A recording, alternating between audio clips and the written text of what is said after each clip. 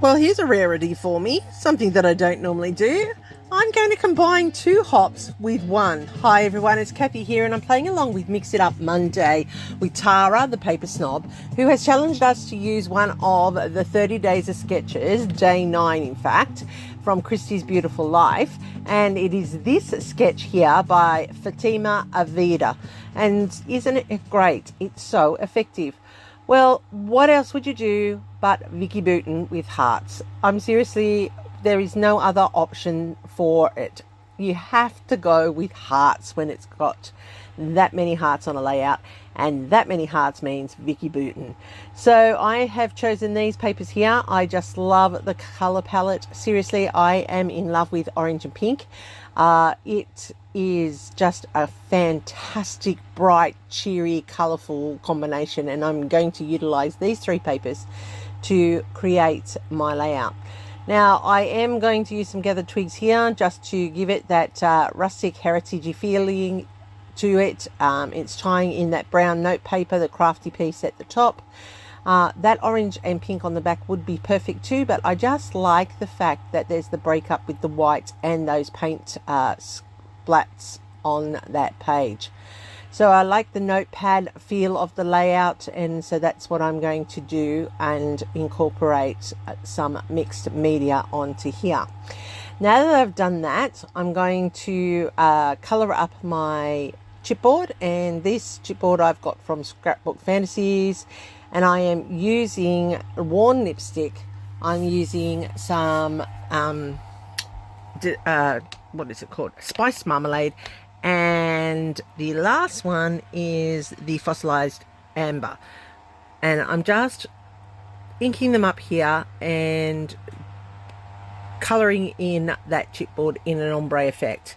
Now when it dries, it definitely goes lighter and blends beautifully together.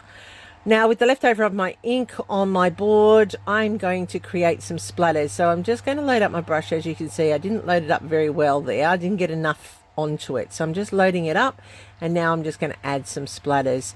And it's really important when you're using your fan brush that you get a lot of water on it to make those splatters work really well. So I'm just adding them across the layout, and that's just adding an artistic flair to the background. Now I'm going to channel MK and Janet Fritz, where they use white cardstock and their mixed media products to create their mats for their photos. So using the same colors that I used on the chipboard, I have taken a white square of the cardboard, and I am just inking over with my stencil here, and I'm going to put some water on it to hopefully lift some of the color to create a little bit of a hint to it. Now most of this gets covered up, I'm not going to lie, when the photo goes down, but I just wanted to experiment and see how it looks, and also just the hint of it is sometimes just enough to make a subtle change to your layout. Next I'm going to do is pull in that base that is now dry, and I'm going to go through the same stencil, adding in some hearts and stars and circles, and these are going to be up the top, adding that little bit extra that you see in the layout where the hearts flutter to the top. So I was contemplating using fussy cut hearts that you can see over to the left there, all the way up the page, but I think I like in the end the subtlety of the ink, so that it's like the solids fade to the softer ones in the background. I did add the distress water there to activate it, and it does give it that mottled look when you're up close, and you'll see that at the end. So now I can put down my photo, and I've matted it on the orange, and then I've put it onto that mat that I created with my mixed media, and I'm just marking where it's going to sit on the layout so I can start layering up my hearts. Now I fussy cut all these hearts out of the middle of that paper that is in the background for my frame, and I've used it to create like the frame for the layout, plus cut out all of these hearts for that layering of the hearts as per the sketch. Now I probably could have popped some of them up on foam, but I didn't. I've actually kept them all flat, and I will show you how I highlight them and make them stand out on the layout in the end. So all I'm doing is I'm mixing and matching my sizes. I'm overlapping them through the spaces so that they are filling in the gaps. And I will come back down and fill up more of the gaps around the bottom once I start getting the height of this filter of hearts. It's like the hearts are falling down the layout, and I actually like how cute that looks when it's all come together at the end. I'm mixing and matching the patterns. I'm adding the oranges and the pale pinks and the whites and the darker pinks, and it's just looking quite effective. So it did take a little while to fussy cut all those hearts. I did that off screen so that you didn't have to sit through that process. And I have sped this up a fair bit for you to see the laying of the hearts. It does take a while to map that, but that's okay. That's what a good layout should take, is a while to be a creative piece.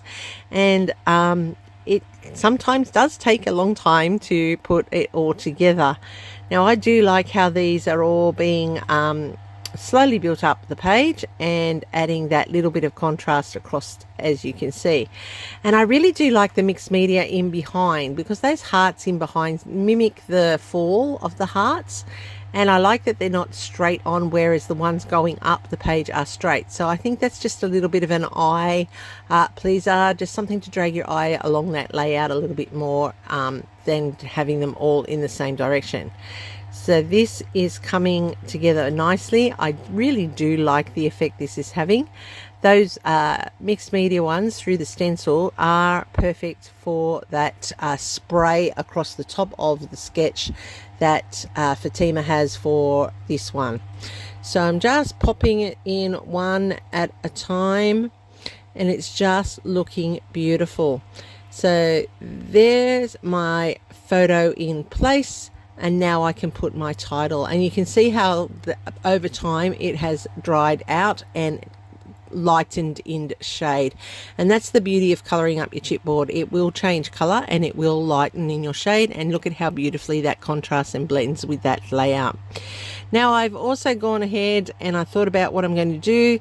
In the sketch she has some journaling. I'm not journaling, I'm using some branding strips with some quotes on it, and I'm just going to add them up. This photo is of my daughter and her husband when we were at Lura Gardens in last spring, and I captured them through the garden and through the bushes. And I called them, and that's why they have a bit of a startled look, because they weren't expecting me to appear to take their photo.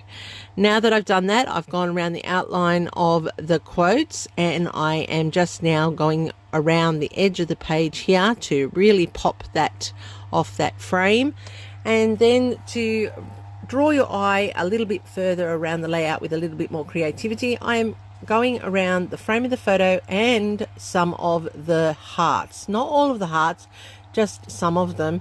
And I do only do an odd number, because you all know I love odds.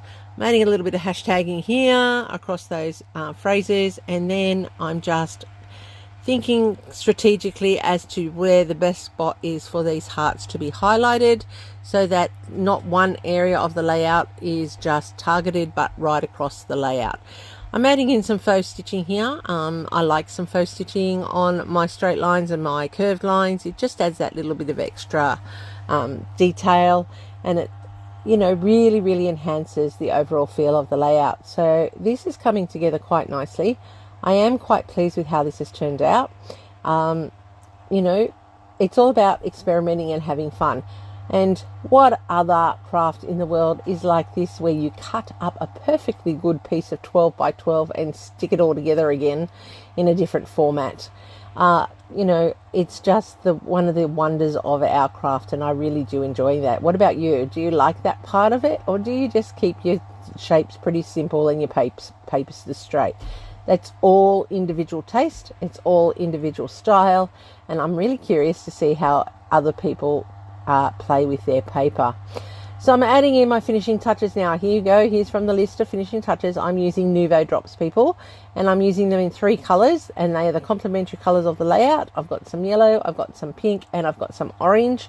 And look at how magic that looks on the page. It really and truly does look fantastic.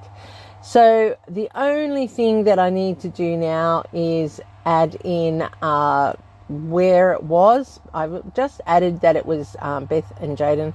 Now I'm going to add in where it was, which was Lura Gardens, and I'm also going to add in the year because that's important as well.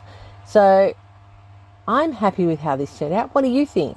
Hopefully I've earned a thumbs up from you today. Combining 2 hops in one. Go me. That is so very not me. But I am doing that because that is what Tara has challenged us for the Mix It Up Monday for the month of March. And I'm excited that I have completed another one out of my pre-made kit for 30 days of sketches with Christy's Beautiful Life. All of these I will have down in my description box below, all the links to the playlist where you will see some very, very talented people creating such beautiful designs and layouts. Go check them out after you finish mine, of course, and you are going to be amazed with what you're going to see. I know I am every single time I go and watch another creator create. So once again, thank you very much for watching. Give me a big thumbs up, everybody, and a hype if you're on a digital device. Don't forget, if you're new to my channel, I'd love for you to subscribe. And thanks to all my subscribers. Here's my next video for you. Go and watch it now.